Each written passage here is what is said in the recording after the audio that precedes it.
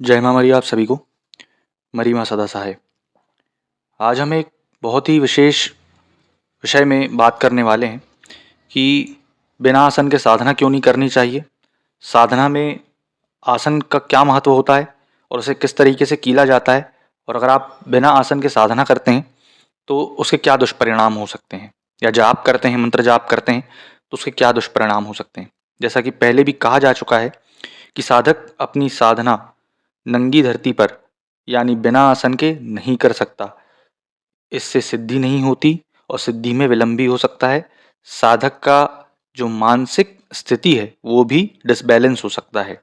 इसका साइंटिफिक कारण यह है कि अगर आप बिना आसन के साधना करते हैं तो पहले के ज़माने में साधना जो भी होती थी बाहर होती थी, घरों में नहीं होती थी, गुफाओं में होती थी, खुले जंगलों में पेड़ के नीचे हुआ करती थी। तो कीड़े मकोड़े अन्य जो जीव हैं वो आपको नुकसान पहुंचा सकते थे। इस कारण से ये सारी चीज़ साइंटिफिक है। दूसरा, अगर इसका आध्यात्मिक कारण देखा जाए तो आध्यात्मिक कारण ये है कि बिना आसन के साधना इसलिए नहीं करनी चाहिए क्योंकि हर एक देवी देवता जो आप देखे होंगे ज़्यादातर भगवान शिव को छोड़ करके वो तो एक सपाट चीप या पत्थर के ऊपर बैठे हैं, शिला के ऊपर बैठे हैं, परंतु हर कोई देवी देवता कोई कमल आसन पर बैठा है, कोई नागासन पर बैठा है, तो ये सारी चीज़, कोई बागंबर पे बैठा है, ऐसी सारी चीज़ों पर विराजमान होते हैं। तो जब आप उनको खुश करते हैं तो उनके तत्व को विलीन करने के लिए उस हिसाब का आसन आपको लेना पड़ता है। इस कारण से संभव हो तो आसन रखें। अगर संभव नहीं है तो अगर आपके पास ऐसा नहीं है कि भाई आसन आपके पास नहीं हो पा रहा है, उतने पैसे नहीं हैं खरीदने के, तो फूल वगैरह जो होते हैं, ठीक, नॉर्मली फूल कोई भी सफ़ेद हो, पीले हो, लाल हो, नीले हो, उसको बिछा करके उसके ऊपर बैठ करके साधना करें। अब आती है बात ये कि फूल कितने ले सकते हैं। फूल अगर आप 7, 5, 11 कितने भी फूल ले लें तो चलेगा, लेकिन 1-2 फूल लेकर के ना बैठे, क्योंकि फिर भी आपके जो नीज होते हैं, घुटने, वो तो नीचे जाएंगे ही जाएंगे। आसन कोई भी हो सकता है लेकिन साधना के हिसाब से होना चाहिए।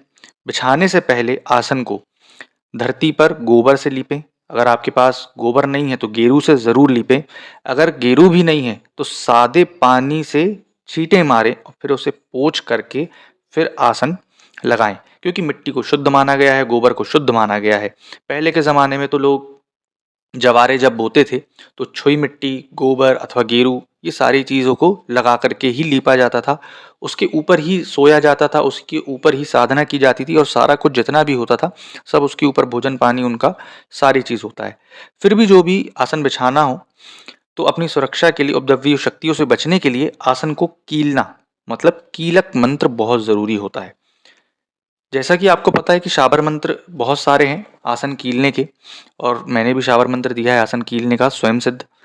तो उस मंत्र की आज हम वैल्यू जानने के साथ साथ पहले जानेंगे कि उस मंत्र की मीनिंग क्या है। ठीक, क्योंकि मंत्र तो जप रहे हो लेकिन उसकी मीनिंग भी तो समझो। ट्रू वैल्यू वही है कि उसकी मीनिंग समझ में आए। ठीक, दाएं बांधे बाएं बांधे, ठीक, राइट और लेफ्ट, ऊपर बांधे नीचे बांधे, ठीक, मतलब लेफ्ट वाला आपका उत्तर हुआ, राइट वाला आपका दक्षिण हुआ, ऊपर पूर्व मतलब सनराइज जहां से होता है, पीछे वाला आपका पश्चिम हुआ। आकाश बांधे पाताल बांधे, ठीक, मतलब आकाश भी बांध रहा है, पाताल भी बांध रहा है।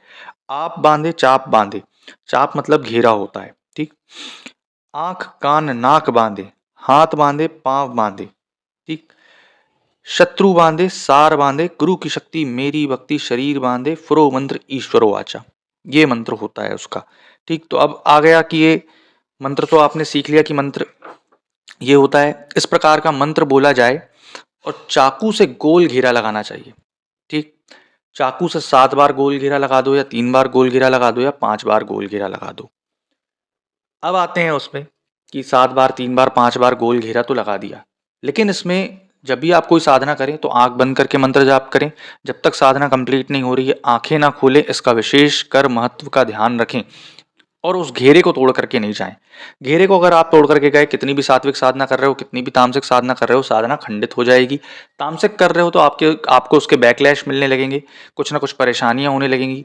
आसन का कीलने का मतलब ही ये रहता है क्योंकि बाहर की कोई भी एंटिटी आपके ऊपर हावी ना हो, आपको दिक्कत परेशानी ना करे।